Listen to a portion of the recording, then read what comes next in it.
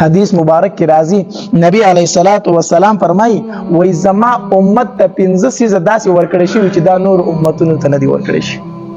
زما امت ته الله 15 خبرې داسې ورکړي چې دا بل امت ته نه دی ورکړي. په هغه کې یو نبی علیه الصلاۃ والسلام فرمایي وای د روزدار د خلی بوی دا الله تبارک وتعالى ته د مشکو د انبر نه خوښ دی.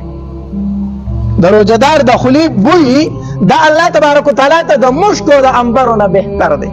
دا الله صرف زما امت ته ورکړي دا صفت بل امت ته نه دی ورکړي.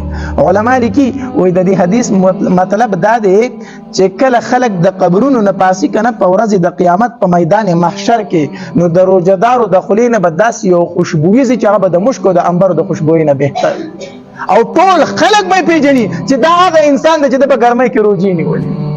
دا هغه انسان د ځان باندې لوګه تند برداشت کړی و نه ځکه د خلی نه داسې یو ښایسته بوینځي. خو بعض علما وی نه وی دا د باب د عشق نه دی. دا د باب د څه شي نه دی؟ د عشق نه دی. چې کله سړی وږي کنه نو د دې میدان یو قسمه بدبوئی روچتیږي. نو علما لیکي دا د باب د عشق نه دی. څه مطلب؟ د معشوق هغه بدبوئی خولیم په انسان باندې د مشکو د انبرو نه ښې لګي چې د چا سره د مینه کنه دا هغه خولې پم خولې لګي یاره څومره ښایسته بوی تیزي. نو الله تبارک وتعالى دا روزدار معشوق دی. دا چا چې روزه نیولې دا د الله معشوق دی. الله فی عاشق دی. الله تبارک وتعالى ته د خولې د بدبوئی د مشکو د انبرو نه بهتر ده. دا د الله معشوق دی. الله په مین دی په دې روزدار باندې. الله نو یو نبی علیه الصلاۃ والسلام فرمایي وای د روزدار د خلی بدبوئی د الله ته د مشکو د انبرو نه خوخه ده. دا صرف زما د امت صفت کې بل امت ته الله تبارک وتعالى دا نه دی ورکړي. دویم نبی علیه الصلاۃ والسلام فرمایي پاره کې وای د روزدار د پاره په اوبو کې میان هم مغفرت دعاګانې واړي. یوازې میان کې نه دی مراد بلکې بل حدیث مبارک کې راځي وای د روزدار د پاره د اسمان فرشتي د مغفرت دعاګانې واړي. په اوبو کې میان، په سړو کې میګیان، په هوا کې مارغان، په اسمان کې فرشتي دا د روزدار د پاره د مغفرت دعاګانې واړي. الله وګه دې تور ته بخنه نصیب کا. الله تګې دې الله خپل لړزيګ ودرې دې نشي کمزور دې بیا مروجنی ول الله ستاده یارینه الله تور ته مغفرت نصیب کا کنه. الله دا ورله د مغفرت دعاګانې غواړي. دریم نبی علیہ الصلوۃ والسلام فرمایي وای چې کله رمضان مبارک میا شروع کیږي الله تبارک وتعالى جنت خسته کول شروع کی. هر رمضان ته الله تبارک وتعالى جنت څه کوي؟ خسته کوي. ځکه چې څوک میلمه در کړه راضی کنه استاد ورته ډیر نږدې نظر ضرورت خلک لار یو کور خسته کی خسته نه کی. نو دا روزدار الله ته ډیر خوښ دي. الله تبارک وتعالى فرمایي وای روزه رااله دا روزدار ما ته ډیر خوښ دي دوی ته لپاره د جنت خسته کوي. او سلورم نبی علیہ الصلوۃ والسلام فرمایي وای په دې میاش کې الله تبارک وتعالى سرکش شیطانان تړي غټ غټ شیطانان تړي. نو سوال راځي چې یاره شیطانان او تړل شو خو ډیر په دې روزه کې ګناونه کوي داسې پکې بدبخت شته کنيشته دي.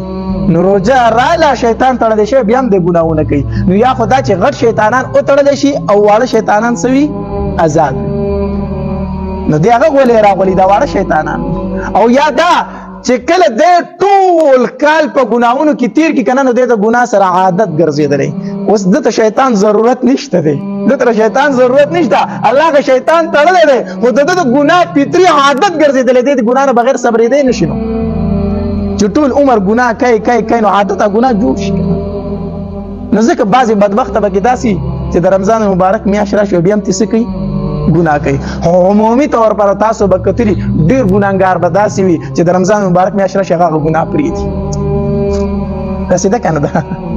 الله دې زموږ په حال رحم وکړي. زه چې د روزې د مازیګر مازه ته د مسجد ته بار ته روزم نو مال لکه خندام راشي خوشاله شم هم دا خلک چرته بغیر رمضان کې دا چرته و. نو دا ډیر بل مازه به کې داسې چې مونږ نه کوي خو چې د رمضان مبارک میاشت راشي نو مونږ شروع کیږي. دا شیطان تړلې شوی دی. ځکه ډیر ګناه ډیر شرابیان داسې شراب بس کی خو د رمضان مبارک میاشت شروع شنو هغه شراب سکی پریتی. نو په دې میاشت کې الله تبارک وتعالى سکی غټ شیطانان تړي. او پنځم خصوصیت دا دی چې د دې په اخر شپه کې الله تبارک وتعالى تمام مسلمانانو ته بخنه نصیب کوي. ليله الجائزه ده کنه څه شی ده؟ ليله الجائزه د بدلی شپه. نو د رمضان مبارک په اخر شپه کې الله تبارک وتعالى تمام مسلمانانو ته په دې میاشت کې څه نصیب کوي؟